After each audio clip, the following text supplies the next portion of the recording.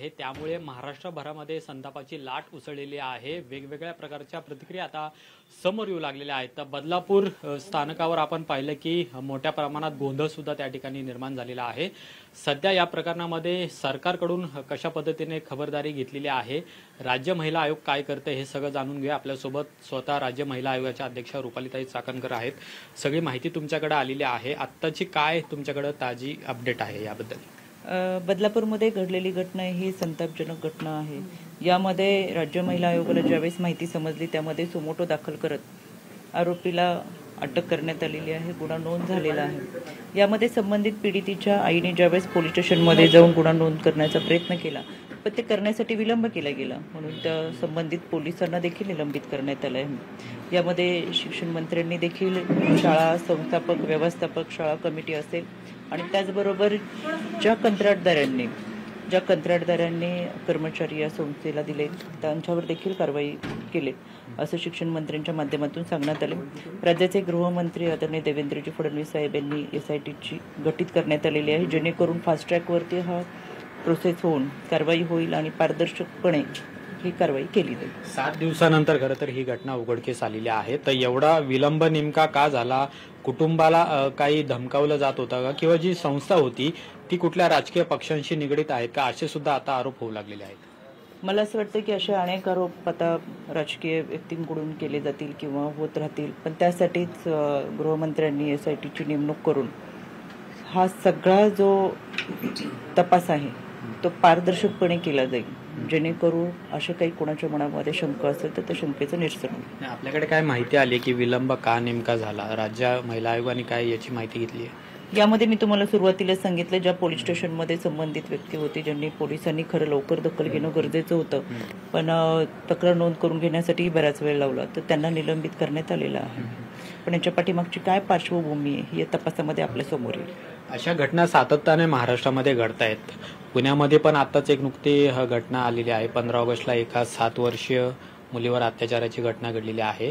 सरकार नेमकं काय करते? अशा पद्धतीने महिलांवरचे अत्याचार असतील किंवा मुलींवरचे अत्याचार असतील, या घटना सातत्याने वाढत आहेत। मला तुम्हाला आवर्जून सांगायचंय, उरण असेल, कोपर खैरणे असेल, नावाशेवा असेल, वसई असेल, या सगळ्या घटनांमध्ये मी स्वतः वैयक्तिक लक्ष घातलेलं आहे। मी स्वतः भेट दिलेली आहे। फास्ट ट्रॅक प्रोसेसमधून हे सगळे तपास सुरू आहेत। या 4ही घटनेमधील आरोपी हे बाहेरच्या राज्याचे, परराज्यातून व्यवसायाच्या निमित्तानं आलेले आहेत। त्यामुळे माझी प्रशासनालाच विनंती आहे की आता कोणतीही व्यक्ती कामाच्या निमित्तानं, व्यवसायाच्या निमित्तानं, नोकरीच्या निमित्तानं जर नव्याने राहायला येत असेल तर त्यांची पूर्ण पार्श्वभूमी, त्यांची माहिती, क्रिमिनल रेकॉर्ड काही असेल तर ते संबंधित पोलीस स्टेशनला आणि त्या हद्दीमध्ये जमा असावं, जेणेकरून अशा घटना ज्या घडतात यामधील आरोपीची सुद्धा पार्श्वभूमी थोडी क्रिमिनल आहे त्याच्यामध्ये, तरी सुद्धा कंत्राटदारांनी त्यांना कामावरती ठेवले। म्हणजे अशी जर क्रिमिनल पार्श्वभूमी असलेली लोक ची माहिती पोलीस स्टेशनला असेल तर त्याला आळा घालता येईल, जेणेकरून ही घटना घडली नसती। त्याच्यामुळे आता ह्या गोष्टीचा सुद्धा थोडासा विचार करणं फार गरजेचं आहे आणि तो गांभीर्यानं होणं गरजेचं आहे। या घटनेवरून आता राजकीय आरोप सुद्धा होत आहेत। सुप्रिया सुळे म्हणतात की सरकारने राजीनामा द्यावा, गृहमंत्र्यांनी सुद्धा राजीनामा द्यावा। त्याचबरोबर महाविकास आघाडीचे नेते सुद्धा आता सरकारवर टीका करू लागलेले आहेत। राज्य महिला आयोगावर सुद्धा टीका होतीये। मला असं वाटतं की हे राजकारण करण्याची घटना नाहीये। ही जी घटना घडली याच्यामधून आपण खरं तर आरोपीला शिक्षा आणि पीडितेला न्याय देण्याची जबाबदारी ही सगळ्यांची आहे। विरोधक म्हणून मागणी करणं हे आम्ही समजू शकतो, पण जेव्हापासून राज्यामध्ये लाडकी बहीण योजना आली तेव्हापासून विरोधकांना जास्त मळमळ होतीये।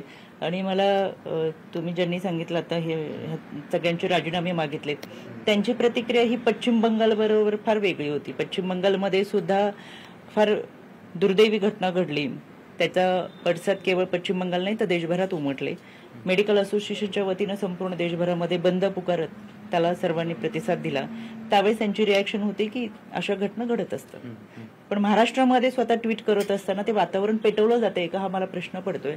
आणि याच्यामध्ये तेढ निर्माण करणं, समाजामध्ये दुफळी निर्माण करण्याचा प्रयत्न होतोय का, अशी मला राहून राहून शंका वाटते। पण बदलापूरमध्ये जिथे ही घटना घडलेली आहे तिथल्या सुद्धा महिला आता म्हणतात की आम्हाला लाडकी बहीण योजना नको, पण आमच्या लाडक्या लेकी आहेत त्यांना सांभाळा। सरकार कुठेतरी महिलांच्या बाबतीत सुरक्षित त्यांना ठेवण्यासाठी कमी पडते। ज्या घटना घडतात आता माझ्याकडे 2020, 21, 22 महाविकास आघाडी सत्तेत असताना त्यांचे गृहमंत्री असतानाची आकडेवारी, कारण मी त्यावेळेस आयोगाला होते, त्याच्यामुळे सविस्तर आकडेवारी आहे की रेप केस किती आहेत, मिसिंग केस, ह्युमन ट्रॅफिकिंग किती आहेत, हे सगळ्या आकडेवारी आहेत. त्या आकडेवारी जर पाहिल्या तर तो कालावधीतला आकडेवारी आणि ही आकडेवारी म्हणजे जास्त आहेत. या सगळ्यांमध्ये त्याच्यावरून आम्ही कधी राजकारण केलं नाही. लोकशाही मराठी ऐका, पहा, जागरूक रहा.